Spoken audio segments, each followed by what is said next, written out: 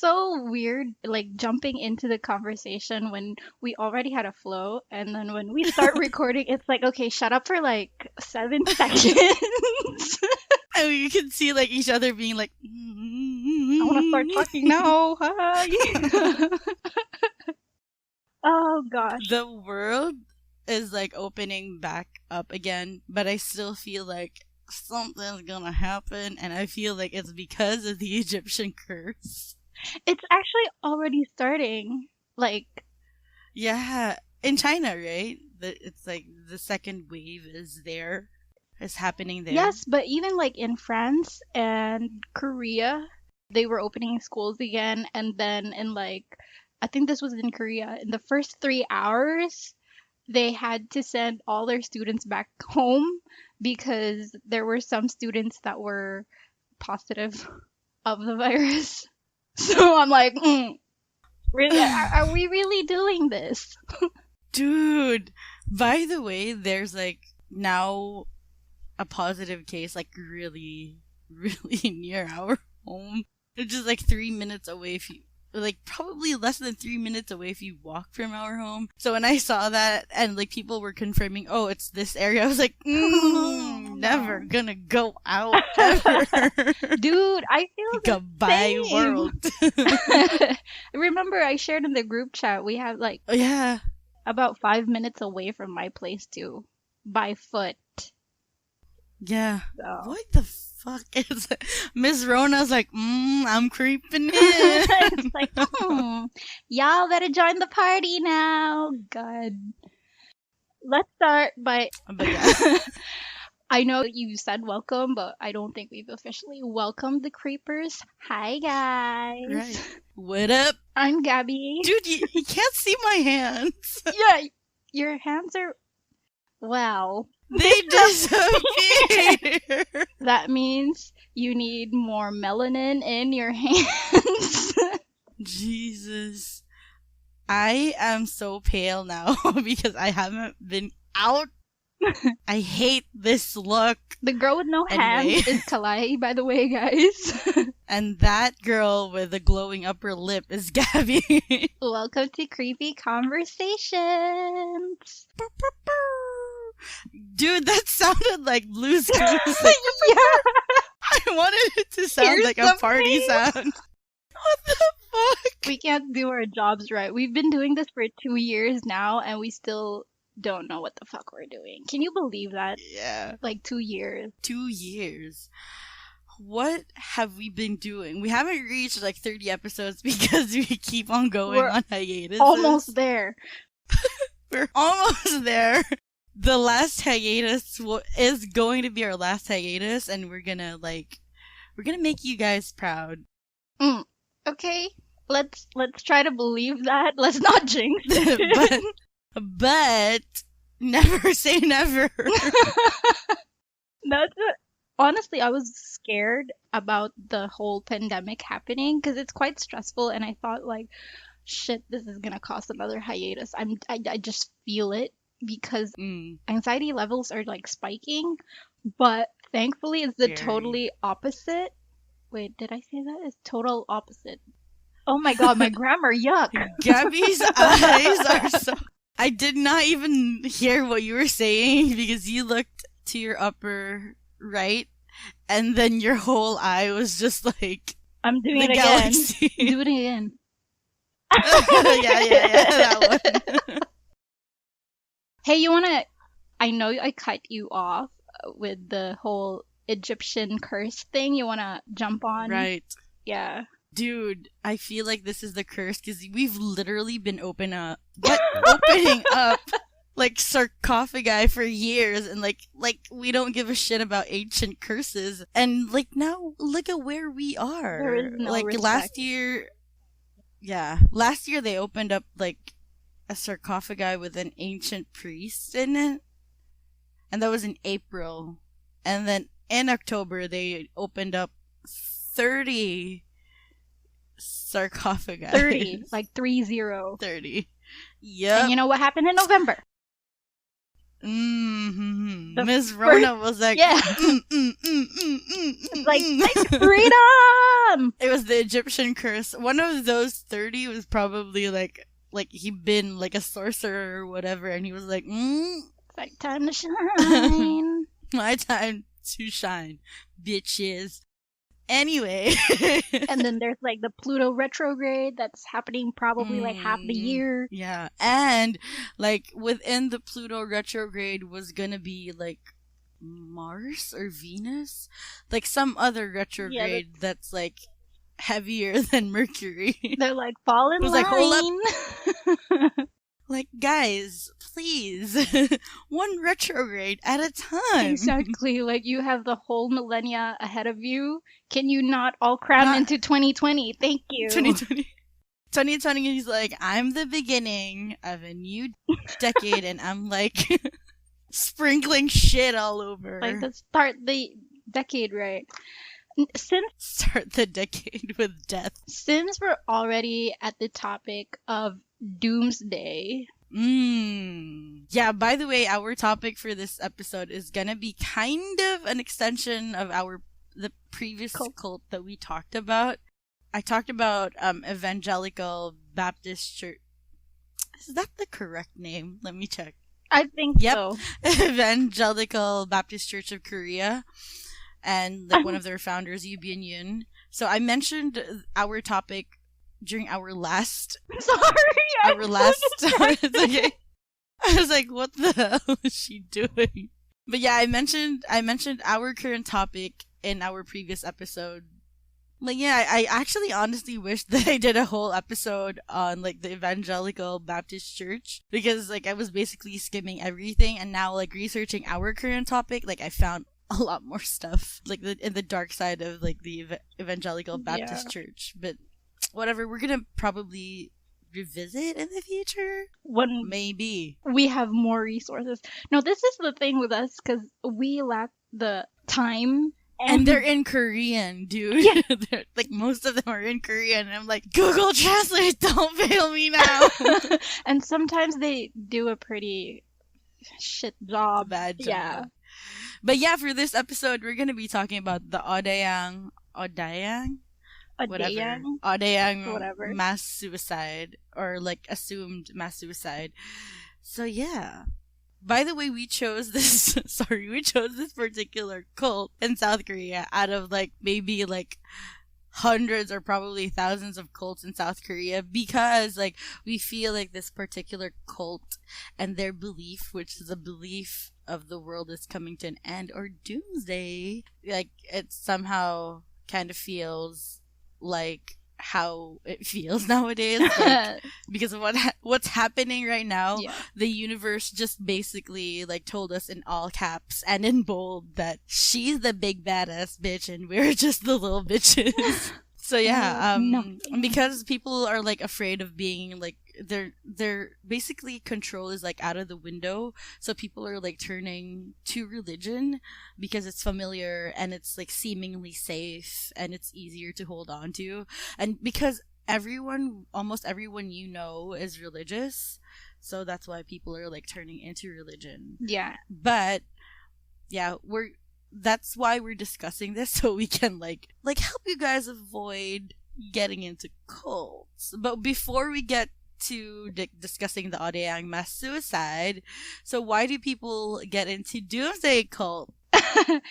So we start to look into the psychology of things, because let's face it all boils down to your brain. But in general, like generally speaking, doomsday, or like the concept of the end of the world, is pretty much innate, or like an ancient, based on the sources that I have, it's like an ancient bias in mammals because of survival. So it's like better safe than sorry kind of survival thing. So the thing with us is we honestly don't know when the world will end. Therefore, we can't really prepare for it. And that's why we like the thought of knowing when exactly the end is, or like doomsday. So we're more drawn to that. And this is actually according to a neuroscientist. By the way, before I continue, I would just like to point out some of my sources. It's apnews.com, upi.com, scientificamerican.com. I don't know why it's very specific to American, but that's that's all I could find. And then we have Psychology Today and of course Wikipedia. Now, Our best friend. everyone's best friend. Like, this is the reason why we graduated college. Exactly. So the consequences, though, of actually latching onto the concept of doomsday or like end of the world is that it triggers fearful.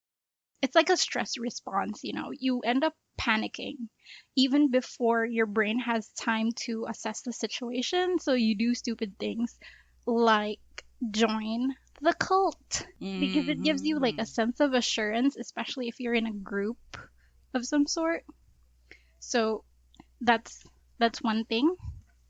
And another thing is there has been studies that show that there is a specific personality trait that is more susceptible to actually joining these cults or Whoa. accepting the doomsday concept. And y'all better listen if you have that personality trait. erase it, change it. Nah, but it's really more people who feel powerless or helpless that usually latch on to these things, and they also tend to come up with conspiracy theories because of that. This is more because of the sense of knowledge is power kind of thing. So it's like, these are things that I know that some people don't. Therefore, I feel powerful. It compensates for the weakness that I feel. And so that's where this thing all starts. But that's for the follower side. For the leader side, though, doomsday, or how do I say this?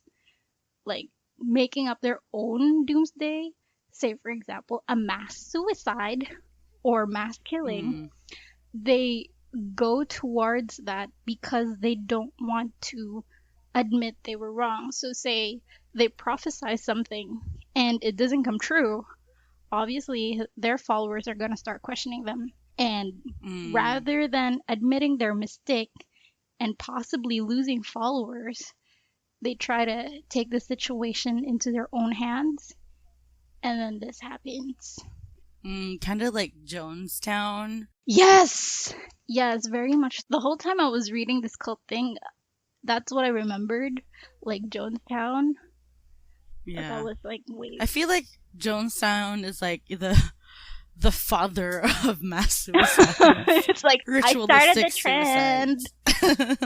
That's not I'm pretty cool, sure right? there are probably, don't follow that trend, dude. But yeah, that's fucking crazy. But although, like, I understand at the same time, because there are people that feel hopeless, and also the conspiracy thing, like, dude, it's talking about like conspiracy theories. It's fun. Yeah. You're not supposed to take it seriously. Like we even mentioned it before about the coronavirus thing. We were like, oh, we have like our conspiracies. But dude, we don't really take them seriously. Of course, science, they have their own, like, they have proof. Yeah.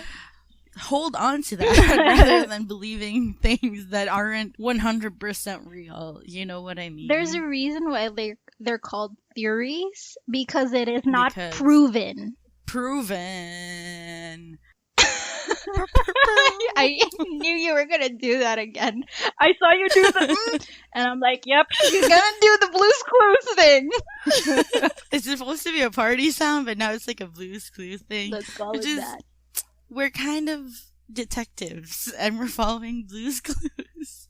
I'm dizzy looking at my background because it's moving. And I don't know how to change it while in a call. So I'll just leave that. I think you can. But you're whatever. Gonna have to pause for a bit. I think I have mascara in my eye. What the fuck? This is the part of our podcast where we talk about ourselves a little bit, completely separate to our topic. Welcome, you listeners. This is totally acceptable. Yep. So, since we already know like the psychology of doomsday, let's proceed to our main topic. Do the Blue's Clues thing again. Oh my I god. hate it so much. That's like the last time I'm gonna do it. Let's kill that. By the way, my sources are Korea Jung-ang Daily, which is, I found out that they're like an associate of New York Times in South Korea, so they're like basically New York Times in South Korea. Really? Also, Associated Press News or apnnews.com. Wait, apnews.com. United Press International, The Diplomat, Today Online, and the book called Terror, Love, and Brainwashing, Attachment and Cults and Totalitarian Systems. By the way, you guys should read that book. It's written by a cult survivor. So she kind of talks about like how cult leaders brainwash them, and it's written by a girl. The author is Alexandra Stein. So yeah, it's really interesting. If you're obsessed about cults just as like we are, try to like read that book.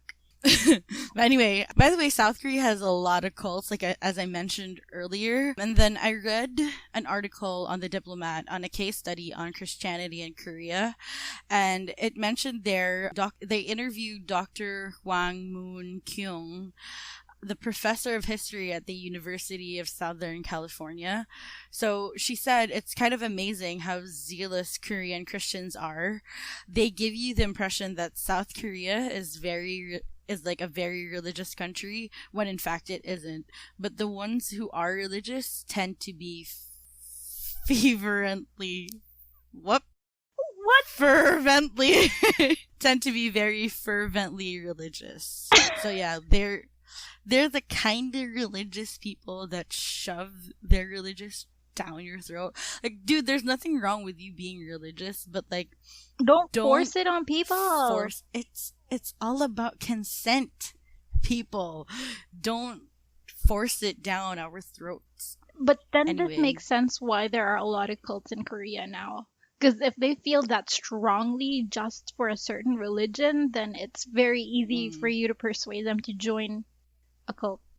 Yeah. Also, another thing that I found out while researching like Korean Christianity is I love how it was described by Today Online as particularly muscular and evangelical, sending more missionaries abroad than any other country apart from the United States. Oh so they're like my second to God. the United States. The number one, I'm not going to say cult, religion that sends evangelists to like all over the world are the Mormons. I knew you were gonna say that. So yeah, they that's why US is like at the top because of that religion on steroids. Muscular religion. Yeah. Muscular religion. So yeah, just like a really quick background as also to why South Korea has a lot of, like, right before I go on to like our main topic, the reason why there are so many cults in South Korea is because I feel like the Philippines can relate to this as well because of the time where Korea was colonized like a lot of times by Japan. Yeah. Not a lot of times, but for a long time by Japan. And then when that ended, people were like, especially because Japan was the one that brought like Buddhism and Shintoism to their country. So when that ended, a lot of Koreans were like, what are we going to do now? And at that time when that ended was also at the same time when Christianity like kind of came in, yeah. Yeah, they came in. That's the word. Came in to the picture. So sorry, guys. But yeah, they came into the picture, and because there were a lot of like Koreans that were kind of lost and were like questioning their belief, they kind of like joined Christianity, and eventually like people had their own like beliefs. Like, I don't think Christianity is like that. I'm gonna start my own group of how Christianity is. Like, damn. Maybe that's what we need to do for our own cult. Yeah, and because also like Christianity is like, oh, Jesus is like the second coming. Also in the Bible, like in Christianity, there are like many prophets or God talked to them and like this and that. And so it's easy for them to be like, oh, God talked to me. I know what's going on and you should listen to me. So that's what happened. And I think that's also what happened to our country as well. Like we don't have the same number of cults probably in Korea, but we do have like minor Christian groups. A lot of it. What if, oh my god, what if K-pop was a way to spread their cult? And that's how they went international so quickly. Dude, there was like this K-popper, like two members of like a K-pop band. I didn't even write down their names because I know I can't pronounce them, but they were like suspected to be members of the cult that you discussed last week. Shincheonji. Shincheonji. Shinana. So yeah, they were like members of Shincheonji. Another thing also, cults in Korea are very secretive, and because they're secretive, you feel like it's like something that's your own. Like it's something that other people like Can't. don't really, yeah. Because a lot of members of cults, their families aren't members of it as well in Korea. Unlike like in other parts of the country, like my dad is Scientologist. I really use Scientology as an example. Like my dad is Scientologist and my children will be Scientologists as well. Like in Korea, not all cases are like that. So yeah. It's very They kind of feel like they're like, yeah, like their own individual thing. Like, individualistic. Yep. so I'm going to move on to the Odaeyang mass suicide. On a Saturday on August 29, 1987, in Yongin, South Korea, 32 bodies were found in the attic of the factory building of Odaeyang Trading Company. I would like to raise my hand because some sources say it's 33. Yeah. Initially, there were reports that say 33, but there's only 32. Because how the Korean reporters initially reported it, it said that there were like 32 bodies and one body was found hanging by the neck.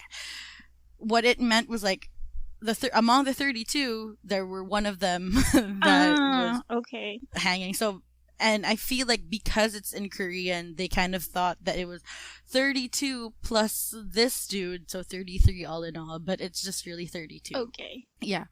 What? What was that? So sorry. Police initially thought that this was a homicide, but then they found notes from some of the victims that they knew, the victims basically said that they knew that this was going to happen and that they agreed to what was being done to them and they were doing it willingly. So why did the police initially thought that it was a homicide? The victims had their hands and feet tied. And then they had some tissue paper stuffed in their noses and in their mouths. And they were all strangled. And like I mentioned earlier, there was only one man hanging by the neck from the attic rafters. So among the victims, I would say victims, the owner of the Odaeyang Trading Company and the leader of the cult, they just call the cult Odaeyang, was Park Soon-ja, the mother. They would call her benevolent mother. And among that were like her 3 grown children were amongst the dead as well.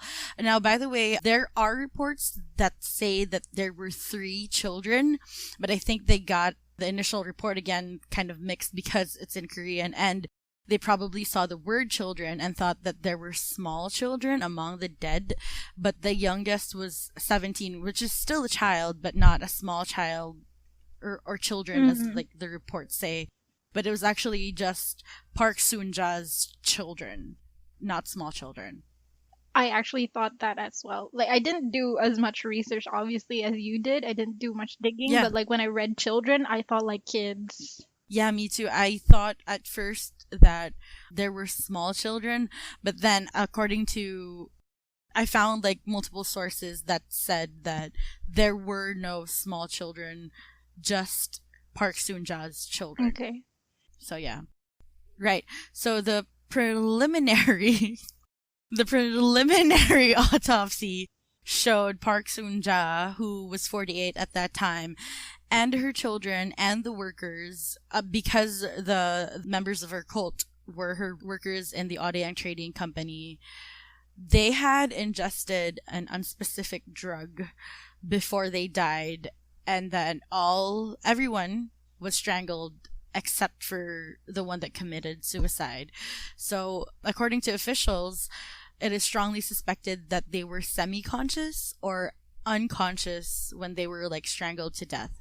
Officials investigating the case said they believed Park and her followers committed a mass murder-suicide, with one or several of the cultists strangling the rest and then committing suicide themselves. So because of the man that was hanging from like the attic rafts. By the way, this reminds me a lot of Heaven's Gate, because if you're not familiar with Heaven's Gate, or if you're not familiar with like cults, but Heaven's Gate is a doomsday cult in the 90s. Yep. They believe that the comet Hale-Bopp was like a spacecraft that was going to bring them to like basically salvation, and the 39 members of Heaven's Gate committed a like ritualistic suicide. And then, like this case, they also had members who made sure that they were going to push through with a suicide, even though they did it like willingly. Yeah. And they did like a couple of rituals before they committed suicide, but they still had like members who were there to check if they were dead. So yeah, although I don't think like Heaven's Gate is as crazy as Odaeyang is, like, to be honest, even though there are more like dead people with Heaven's Gate, I just feel like they were milder. Like, they ingested poison. Unlike this one, like, they ingested drugs and strangled. Yeah, it's like, this is such a process. Can we not just, like, die right away? Yeah. Which is, like, I feel like it's crazier. And you'll find out later how, like, crazy it is. And plus it's asphyxiation, so that's, like, you really feel death coming. Yeah. Although they took like the drug to kind of be unconscious, but we don't know if they were. Dude, like, strangling takes like at least probably 5 minutes, and you're like strangling them. I'm pretty sure one of those people like had the drug probably like wore off and was probably like awake and like, dude, it's like, am I really doing this? Yeah, and especially they have like stuff stuffed in their noses and mouth, and their hands were tied. Maybe some of them like changed their minds and they couldn't even do anything about it, like, because they were tied. Exactly. In the middle of it, you're just thinking, did I make the right decision? Fuck, I can't change my mind now. Great. Yeah, and because they believed in the Odaeyang belief so much, they probably were like, I really don't want to do this, but I don't want to go to hell, so I'm just gonna let them do this. That's which is crazy. So dumb. Yeah. By the way, further investigation, they found a note near the bodies that said that the president or someone else went for poison and water, which I think, like, no one really, like, explained what that means, but they just think that the president was probably going to kill them anyway. And I looked up the president of South Korea at that time in 1987, and it was Chun Do-hwan, who, like, this dude had a role in the Gwonju Uprising massacre and was eventually sentenced to death in 1996 for his involvement in the massacre, but was eventually pardoned by the president. So I think maybe these people thought that they were in danger for some reason. Like, maybe they were led to think that they were in danger. I don't know, that's just a theory. But yeah, they did mention the president. So yeah, officials thought that there was no indication that any of the victims resisted when they died at the factory. Reports said that Park Soon-ja... That is so dumb, because, like, we know for a fact that they've been drugged. So you're sedated. How do you expect people to resist? when they're barely even Exactly. conscious. Like, the fuck? Exactly. Who knows? Maybe they were conscious and they were like, I really don't want to do this, but I don't have the strength to do Exactly. this. So obviously there's no resistance because they don't have the strength for it. Yeah. And maybe we don't know if these people really, really knew that they were gonna die. Like, maybe they just thought that this was just another ritual. You know what I mean? But like, what kind of ritual puts tissue up your nostrils and your mouth though, and not expect to die? Maybe they didn't know that they were gonna, like, I don't know, whatever. Probably like a test or something. Yeah, like a test. If you survive, you're not a witch. You know how it was before. Oh my god. Anyway, so yeah, a report said that Park Soon-ja used Odaeyang Trading Company to organize the cult among her workers, many of whom were like relatives of investors who followed her like quasi-religious doctrine. So she also had people who were investing in that cult. If you could still remember our like cult episode couple weeks ago, it was mentioned that she swindled a bunch of money from these people. Anyway, details of her cult philosophy aren't known because they're very secretive, but the only thing that they know is that Park Soon-ja had visions of controlling the entire world through Odaeyang, which Odaeyang means 5 oceans. By the way, if your leader is talking about ruling the world, yeah, in a cult, get out. And like in the words of Whoopi Goldberg, you in danger, girl. It's a crazy concept. Like, sure, a lot of people would want that. Like, they would aspire for it, but the fact that you're leading an entire group and then telling them that we will rule the world, I think you're with Mojo Jojo.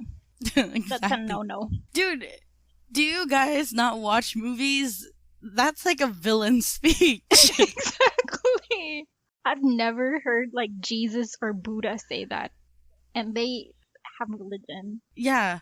I wonder how her speeches were like, I want to rule the world. Or was she like indirect, like, we're going to get everyone join us, which is how cults usually say it. I mean, that could be it. But it's easier to say, let's take over the world. Yeah. Park Soon-ja had been missing since August 26 when a fight interrupted between her workers and like a creditor who came to the factory to demand payment of a debt. Because like I mentioned earlier, she had investors, but she was like swindling the money to who knows where.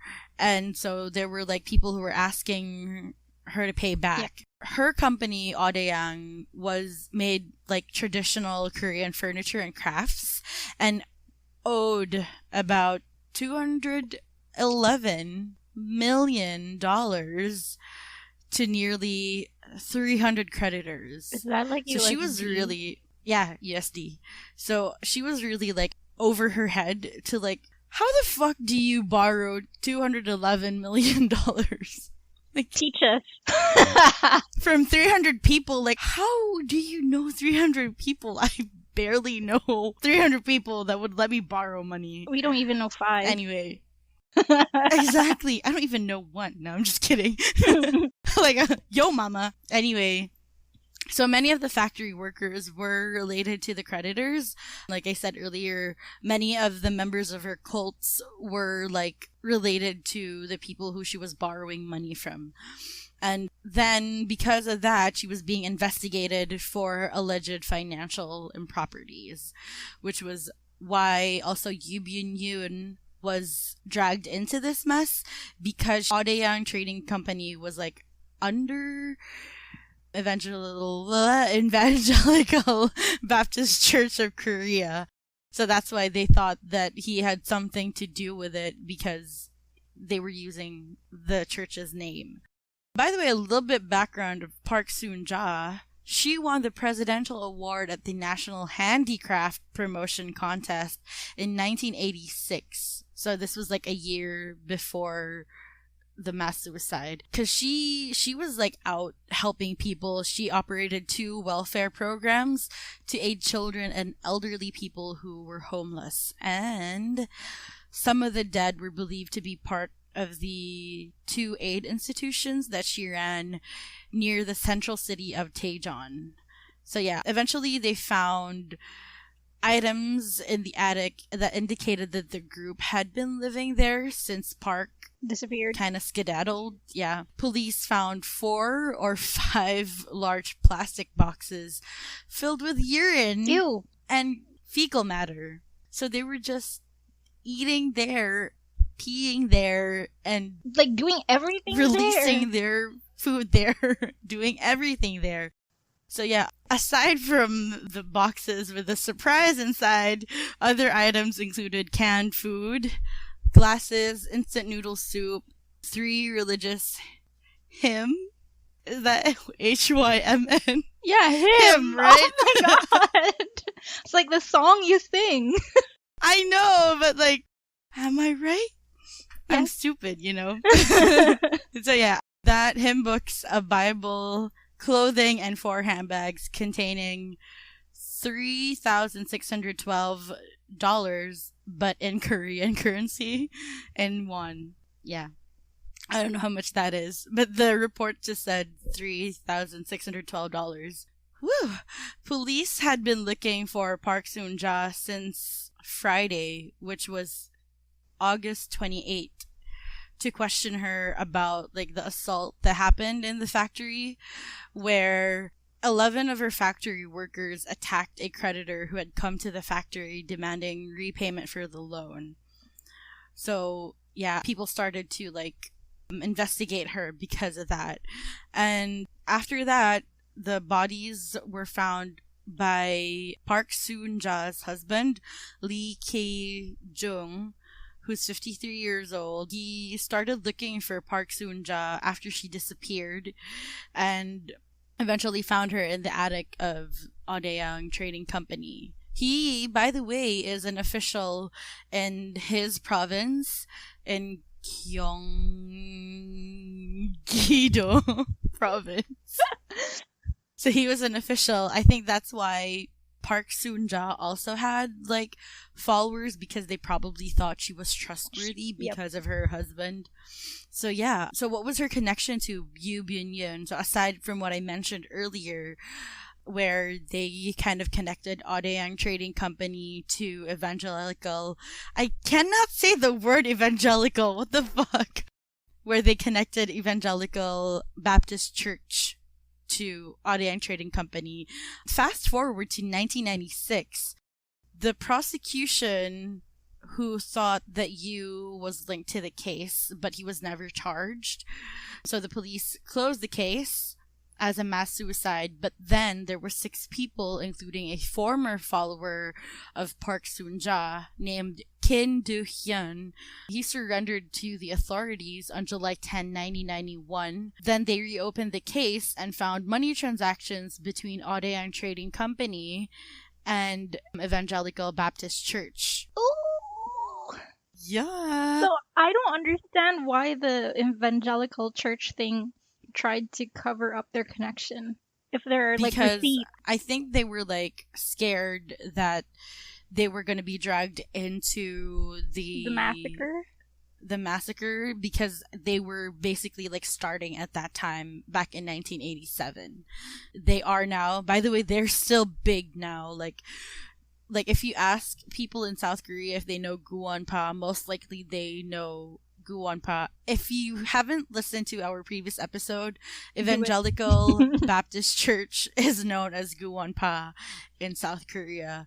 So yeah, they made an excuse, or like their defense was like Odaeyang Trading Company was doing a loan from them, so there wasn't like really any connection. Basically, Odaeyang Trading Company like just owed them money, and it wasn't like money transactions or anything. Like they weren't basically connected. So yeah. And Do you think that's true? probably not. I feel like, or maybe like Odaeyang Trading Company was part of them, but then Park Soon-ja wanted to have like her own cult and like kind of separated from Evangelical Baptist Church because, excuse me, I don't think two cult leaders would be like, let's rule the world hand in hand. No, I don't think that's their MO. I don't see cult leaders trying to band into together. I just feel like they have narcissistic tendencies, and you don't like. You just want to own your thing. Yeah. By the way, I looked up on why religions or like cults commit religious or like ritualistic suicide. So they do it because they think of it as martyrdom, like kind of how in the Catholic Church they have saints that die for their religion. They also feel like they're not really saints, but they also feel like they're dying for religion, for salvation. Kind of like how suicide bombers do it. Like they're basically committing suicide to do this mission that their God told them to do. So yeah, that's why they like hurt themselves and they commit suicide for salvation, basically. How shit would that be when, say for example, there is an afterlife and then you realize all the things that you went through is not real? How shit would that be? Like, oh damn, I wish I lived my life differently. Yeah. I think if ever you're in a cult right now and they start talking about salvation through death, put some brakes on that, dude, because like it's your life. Don't let like cult leaders or other leaders like, how do I say take this? advantage. Yeah, take advantage or like dictate and how you're gonna live your life based on like how you're gonna be like saved. Like, I think this is the thing of people that they just want to go to heaven, or like they just want their afterlife to be better. Like, dude, Yeah. you're living in your current life right now. Don't worry about the afterlife. Worry about it when you're like 5 minutes to dying. Like, Yeah. worry about your life right now. No, I mean, like, if you want to be saved, do it while you're alive. Yeah, do it while you're alive. Take control of your life, man. Yeah, and be nicer to people, man. If you want to be saved, don't be like, I'm gonna be nice to other people so I'll be saved. Like, that does not work. You know for a fact, like, you believe in God and you know for a fact that God can hear you, hear your thoughts, hear your intentions. Don't do that. Like, he will know if you're being fake or not. We know you're being fake. So don't do it. Called you out. You know what I'm wondering? Why is his husband part of the cult? Because, like, why did he not join in the suicide party? Not that I want him to, but, like, he just probably wondering. was thinking that, oh, this is just a cute little group my wife has.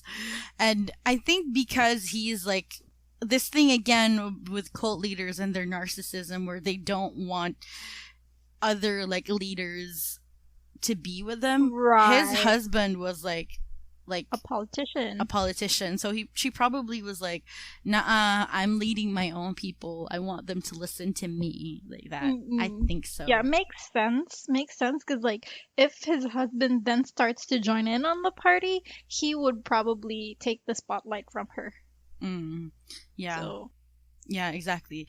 By the way, a lot of like cult members go through depression. So a lot of them, when they join cults, as I've read in the book Terror, Love, and Brainwashing, if usually they notice that you're down or you're depressed and they will be like, or if you're a drug addict, which most drug addicts do drugs because they're secretly depressed and they want to be happy. So Yeah. they take advantage of that depression and be like, oh, we're here to help you. You're going to be saved. Yeah. Also, another thing, also in the book, it mentioned that, like I mentioned earlier, Park Soon-ja was known to her followers as the benevolent mother. as we've mentioned, like in our previous cult episode, we talked about the cult here in Cebu. He was called Tatay Loloy, which means Father like Loloy. father. Jim Jones from Jonestown was also called like Dad or Father. So they do this thing where they're like, I'm like Family. your parent. Oh yeah, like we're family. Like, you know me. I'm like your uncle. I'm like your dad. Or because your dad wasn't there for you, I'm the dad for I'm your daddy. Or like, I'm gonna be your mom for you. I'm gonna be your benevolent mother. Which is like, if your mom is letting you work in a factory without getting paid, that's not your mom. Yeah, and this woman makes you eat and shit in the same place. Like, exactly. Put some brakes on that, dude. Like, but you know, when you're going through depression, you accept any kind of love that you're looking for. Yeah. I can't blame them at the same time, which I'm just gonna segue to, if you're feeling depressed and down, go see a therapist or talk to your friends. Just look for someone who knows you that will listen to you. You know what I mean? If you feel like, I've felt that too before, where I'm like, I don't think my friends are gonna listen to me because they're going through something also. But then when I open up, it's like, it feels great because you're both talking about your problems and you don't feel so alone. Yep. Like, if you think you're shy about approaching your friends because they're too busy, they're not too busy, to be honest. Like, if you have a problem, if you think your friends are too busy, they're not. I swear, because I've been through that. Or I'm like, they're not gonna listen because they have their own problems, but then they will listen to you. Yeah. Like, no. I mean, if your friends are actually busy, like too busy to listen to you, why are they even your friends in the first place? Don't look for new friends in cults. Don't do that, people. I mean, I think you can tell if there are red flags, really. It's just a matter of people saying like, oh, I think this is still fine. And then that's where it starts to go downhill. If they start saying that God is talking to them, they're not your friends. They just want you to be part of their cult. It's about numbers for them. You're just another statistic to them. So... Ooh, just like another influencer, different kind. So yeah, instead of like joining cults, join our cult. Which is like the total. We're not gonna rule the world. We will rule the world by being. We will rule the media by telling the truth and like being. I don't know. We'll figure it out, but let's start the cult together. Let's figure this out together. You know what? Don't join the cult. Why don't you just rate us on iTunes and Spotify if you can? Leave a review and don't forget to subscribe. And download, because I heard that downloading our podcast helps us increase your IQ. Helps increase your IQ and will help you increase your IQ. Do it if you have an iPhone and you don't really use the purple icon app. Where was that? Like, do it for us. Just leave a 5-star review and then, like, if you hate us, just leave a 5-star review and then pour all your hate down there. We're willing to listen to you. Oh my god, put in your problems in there. Like, this is the cult. This is how the cult works now. This is how the cult works. Leave a 5-star. Yeah, leave a 5-star and we're here for you through the comments section in our. But yeah, seriously guys, there are a lot of free therapists or like counseling whatever's out there. Approach them. Like, if you feel like you need help, don't join a cult, but like get find proper a help. Therapist. Yeah, get proper help. And thanks for creeping, you fucking creeper. And remember, the government and cult leaders are always watching you.